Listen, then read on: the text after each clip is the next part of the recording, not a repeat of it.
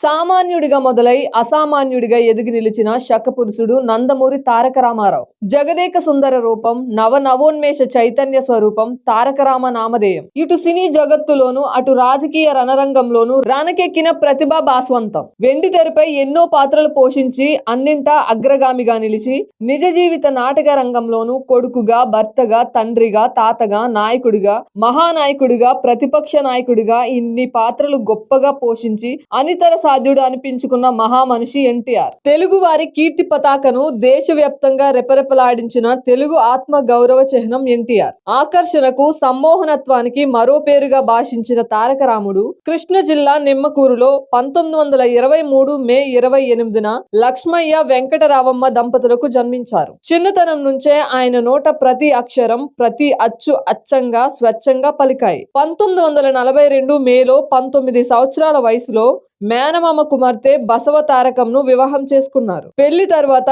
గుంటూరులోని ఆంధ్ర క్రిస్టియన్ కాలేజీలో చదువుకున్నారు. ఆ కాలంలోనే నేషనల్ ఆర్ట్ థియేటర్ గ్రూప్ అనే నాటక సంస్థను స్థాపించి కొంగర జగ్గయ్య, ముక్కమల, నాగభూషణ్, కేవీఎస్ శర్మ వంటి నటులతో కలిసి ఎన్నో నాటకాలు ఆడారు. ఆయన కంచు కంఠంలో స్వర విన్యాసం, నట విన్యాసం ఏకకాలంలో ప్రస్ఫుటంగా ప్రకటితమవుతున్నాయని ఆనాడే అందరూ ప్రశంసించారు. మనకు స్వాతంత్రం వచ్చిన 1947లోనే బిఏ పట్టభద్రుడయ్యారు ఎన్టీఆర్. మద్రాస్ సర్వీస్ కమిషన్ పరీక్ష రాసిన 1100 మందిలో ఉద్యోగానికి అర్హత సాధించిన 7గురిలో ఒకరిగా నిలిచారు. అలా మంగళగిరిలో సబ్ రిజిస్టర్ గా ఉద్యోగంలో చేరారు. కానీ ఆయన దృష్టి ఉద్యోగం మీద ఉంటేగా. సినిమాల్లో నటుడిగా రాణించాలనే తపన ఆయనను నిలవనీయలేదు. ఉద్యోగానికి రాజీనామా చేసి మద్రాస్ వెళ్లిపోయారు. కొన్ని కష్టాల తరువాత లెజెండరీ డైరెక్టర్ ఎల్వి ప్రసాద్ రూపొందించిన 1949లో విడుదలైన మనదేశం చిత్రంలో చేసిన పోలీస్ సబ్ ఇన్స్పెక్టర్ క్యారెక్టర్ తో సినీ నటుడిగా ప్రేక్షకులకు పరిచయం అయ్యారు. అప్పుడెవరూ ఊహించలేదు నందమూరి తారక రామారావు అనే యువకుడు సమీప భవిష్యత్తులోనే తన సమ్మోహన శక్తితో, అనితర సాధ్యమైన అభినయంతో తెలుగువారి ఆరాధ్య తారగా వెలుగొందుతాడని. 1951లో కేవీ రెడ్డి దర్శకత్వంలో వచ్చిన పాతాళ భైరవి సినిమా ఎన్టీఆర్ నట జీవితాన్ని మలుపు తిప్పింది. తోటరామునిగా తారక రాముడు తెలుగు ప్రజల హృదయాల్ని గెలిచాడు. తన రూపం, వాచకం, అభినయం, ఖడ్గచాలనంతో వారిని సమ్మోహితుల్ని చేసేశాడు. ఆయన నటన ఒక ఎత్తు, నడక మరో ఎత్తు. ప్రధానంగా పౌరాణిక చిత్రాలు తారక రాముణ్ణి తెలుగువారి ఆరాధ్య దైవంగా మార్చాయి. ఆయనే కృష్ణుడు, ఆయనే సుయోధనుడు, ఆయనే రాముడు, ఆయనే రావణాసురుడు, ఆయనే అర్జునుడు, ఆయనే కర్ణుడు, ఆయనే భీముడు, ఆయనే బృహన్నల.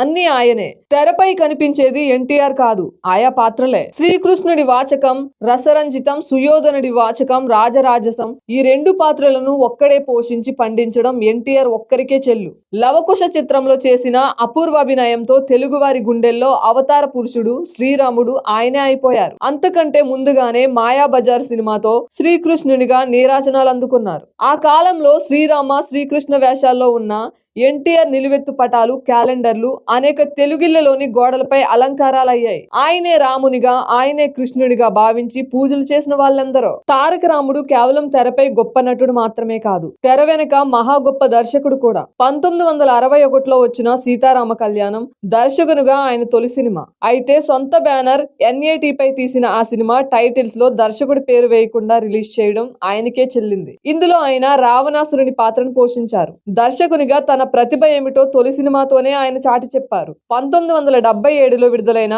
దానవీర సూరకర్ణ చిత్రంలో శ్రీకృష్ణ, సుయోధన, కర్ణ ఇలా 3 పాత్రల్లో నటిస్తూ స్వయంగా దర్శకత్వం చేసి మరో చరిత్ర సృష్టించారు. పౌరాణిక పాత్రలతో తెలుగువారి అవతార పురుషునిగా రాణించిన ఎన్టీఆర్ జానపద, చారిత్రక చిత్రాల ద్వారాను అమితంగా ఆకట్టుకున్నారు. శ్రీ మధ్విరాట్ పోతులూరి వీరబ్రహ్మేంద్ర స్వామి చరిత్ర చిత్రం నిజంగా ఒక చరిత్ర సృష్టించింది. టైటిల్ రోలును పోషిస్తూ ఆయనే దర్శకత్వం వహించిన ఈ సినిమా 1981లోనే పూర్తయిన సెన్సార్ చిక్కిల్లో పడి ఆయన ముఖ్యమంత్రి అయిన కొంతకాలం తర్వాత 1984లో విడుదలైంది. ప్రేక్షకులు ఈ సినిమాకు బ్రహ్మరథం పట్టారు. దాదాపు 4 దశాబ్దాల పాటు తెలుగు సినిమా సామ్రాజ్యానికి చక్రవర్తిగా వెలిగిన నందమూరి తారక రామారావు సాంఘిక, పౌరాణిక, జానపద, చారిత్రక పాత్రల్లో జీవించి తరించారు. తరగని రసానుభూతుల్ని కోట్లాది మందికి పంచారు. మన దేశంతో మొదలైన మహానట ప్రస్థానం మేజర్ చంద్రకాంత్ వరకు జగజ్జేగీయమానంగా సాగింది. జీవన సంధ్యలో తనకెంతో ఇష్టమైన శ్రీనాథ కవి కవి సార్వభౌమ పాత్ర కూడా పోషించి సంతృప్తి పడ్డారు.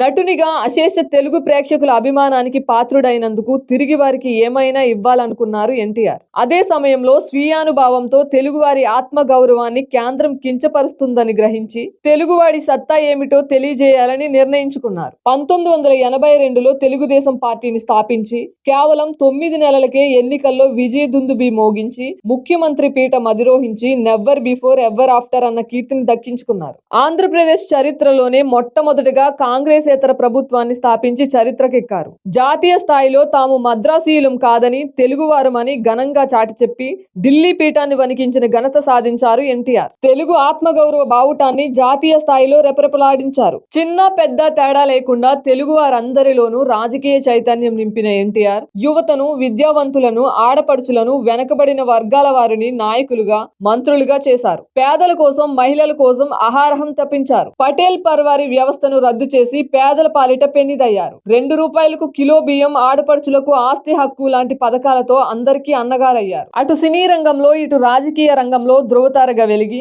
1996 జనవరి 18న మహాభినిష్క్రమణం చేశారు ఎన్టీఆర్. తెలుగువారు ఈ నేల మీద ఉన్నంత వరకు ఒక శకపురుషునిగా నందమూరి తారక రామారావు పేరు నిలిచే ఉంటుంది. ఇది సత్యం, ఇది తథ్యం.